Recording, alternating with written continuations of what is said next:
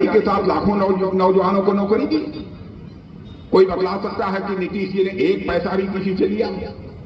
मैं आपसे पूछना चाहता हूं, है कोई बैठा हुआ जो कह दे कि नीतीश जी ने पैसा लिया? क्या ईमानदार नेता का सम्मान नहीं होना चाहिए?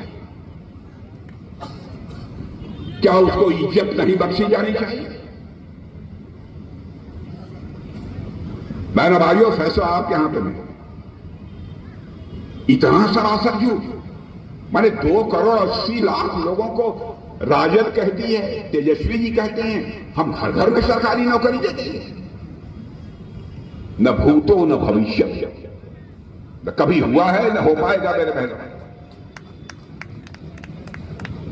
हमारी सरकार बनेगी तो हम कोशिश करेंगे, हम बिहार के नौजवानों को, सबको सरकारी नौकरी नहीं दी जा सकती है, लेकिन सभी के हाथों को कुछ न कुछ काम मिलना चाहिए, रोजगार मिलना चाहिए। यह हम अपनी कोशिश करेंगे।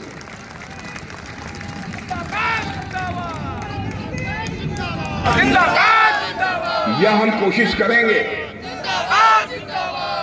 और हम कोशिश करेंगे। मैं समझता हूं आप सबका भी सहयोग प्राप्त होगा, तो उसमें हमको निश्चित रूप से कामयाबी मिलेगी।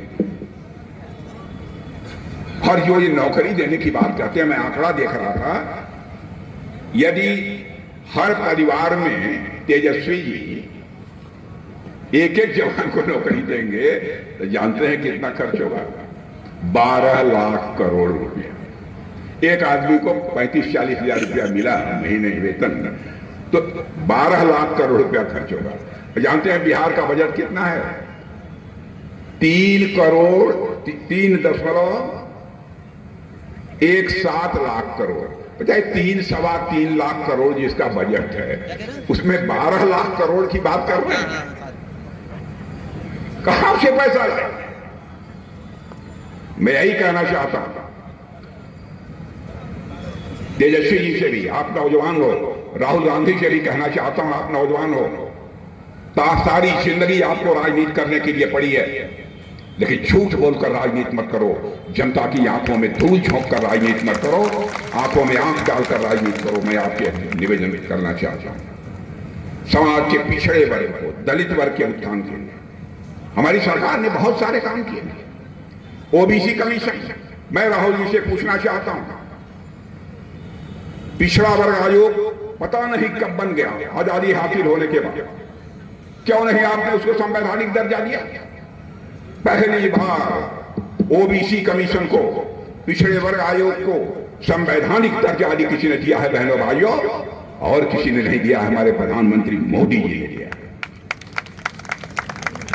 यह बताइए, कर्पूरी ठाकुर जी इसी बिहार की धरती पर पैदा हुए, बिहारी मां की कोख से पैदा हुए मुख्यमंत्री नहीं,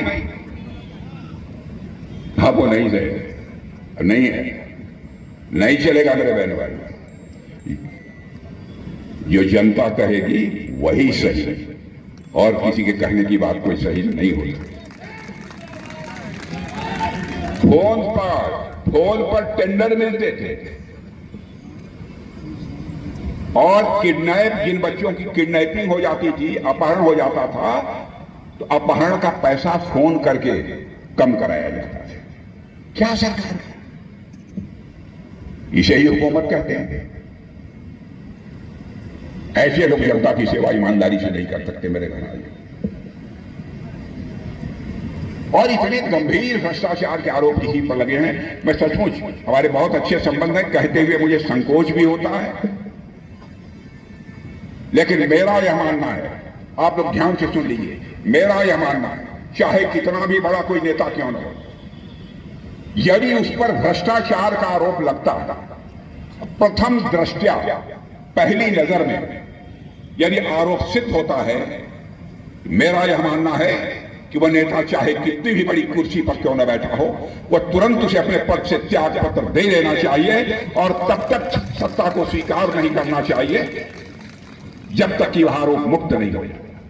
इसे करके हिंदुस्तान में भी किसी ने दिखाया है तो भारतीय जनता पार्टी ने। हमारी लाल कृष्ण आडवाणी थी, उन पर ऐसे ही भूल जुलूम बदनाम करने के लिए आरोप लग गया। आरोप लगते ही उन्होंने कहा मैं संसद की सदस्यता से त्याग पत्र देता हूं और तब तक भारत की संसद में कदम नहीं रखूंगा जब तक कि मैं आरोप मुक्त नहीं करूं। क्या बहनों भाइयों, आप इसको इन नेताओं पर दबाव डालकर इसको अमल में नहीं ला सकते। जात पात पर मत जाइए, मैं आपसे निवेदन करना चाहता हूं। इंसाफ और इंसानियत की राजनीति होनी चाहिए मेरे बहनों भाई। हमारी सरकार ने क्या क्या तय किया है, क्या क्या करेंगे, उसके बारे में मैं समझता हूं इसके पहले आप लोगों ने कुछ बतलाया है कि नहीं बताया? बताया कि नहीं बताया?